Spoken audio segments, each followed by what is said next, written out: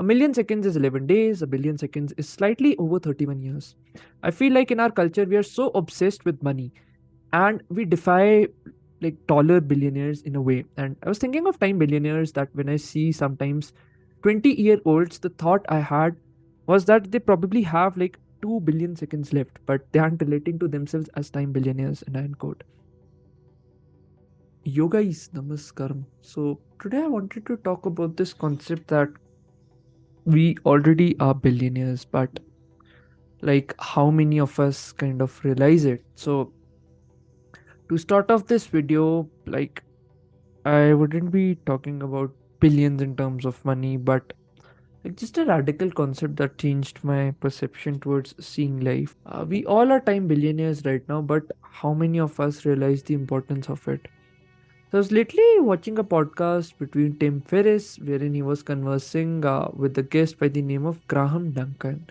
So I'll link it here, but he talks about this concept of like the time billionaire, wherein he says that, and I quote, a million seconds is 11 days, a billion seconds is slightly over 31 years.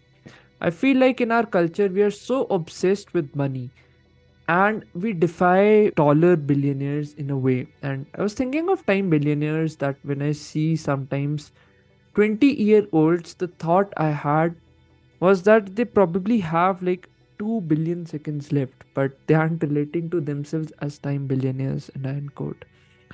So, time is our most precious resource. We only value it when we seriously fall ill or see that someone who was close to us has suddenly passed away, moved on, or like just in general drifted away from our lives. We cherish all the good times that we have had with that person, however, deeply knowing that they won't ever come back. So, I have seen this pattern in a lot of people. The feeling of regret is usually the most common among a lot of folks. I could have done better. And there's also a trend in social gatherings that people just don't want to be in that moment. They're always talking about, okay, of the future when I'll do this, as if happiness is something that could be achieved in, let's say, the future. Or, like, just complaining about their past all the time. This is like what most social gatherings are about. So, let me ask you a question. Do you want your life to be filled with regrets when you are on your deathbed? Even if we leave the deathbed, let us say 5 years down the line, like, would you feel a sense of regret of not doing the things that you really want to do in this point of time? If we let go of all the compulsions, fears, and anxiety, and like I just tell you, like these are the last 5 years of your life. Won't you do everything in your power to give your best every moment? The only problem nowadays is that we have glorified success and productivity so much that we are not even stopping to cherish the limited time that we have with the important people around us.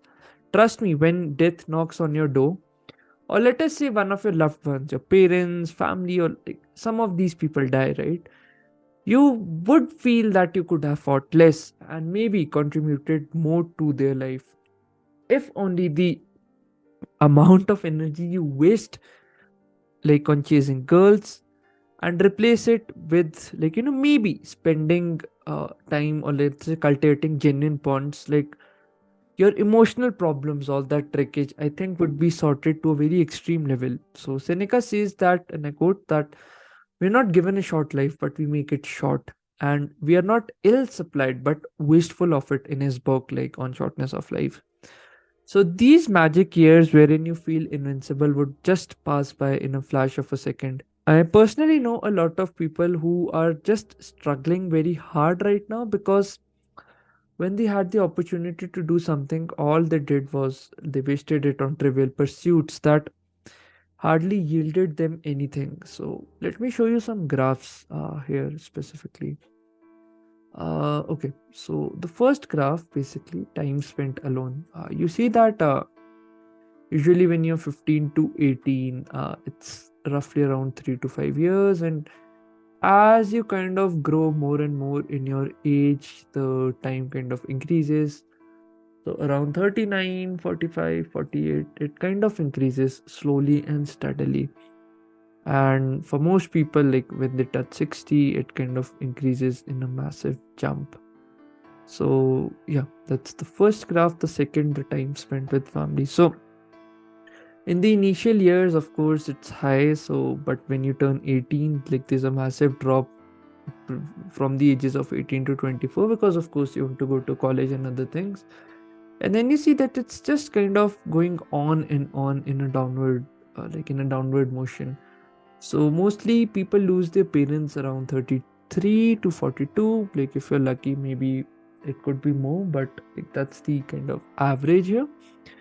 And then the time spent with children. So of course you not have children at 15 to 18, but let us say around 24, like that's the typical age, to 42, or let's say 30, if we have to keep a ballpark. So 30 to 42, you see that this is the like most precious time with your children, and it won't ever come back. So and after like 42, it's kind of dropping and dropping and dropping. So yeah, these are just some graphs which I wanted to show. But like you get the idea, right? That often in life we waste a lot of time, mental bandwidth, and resources either on trying to fix the past or trying to fix the future. One has been recorded in history forever, the other is totally uncertain. That depends on your determination at this moment.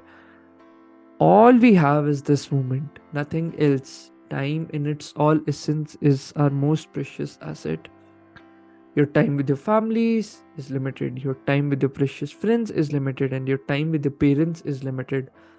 Stop taking your life for granted. Invest every second of your time like it's an expensive wine. You should drink life like it's a wine.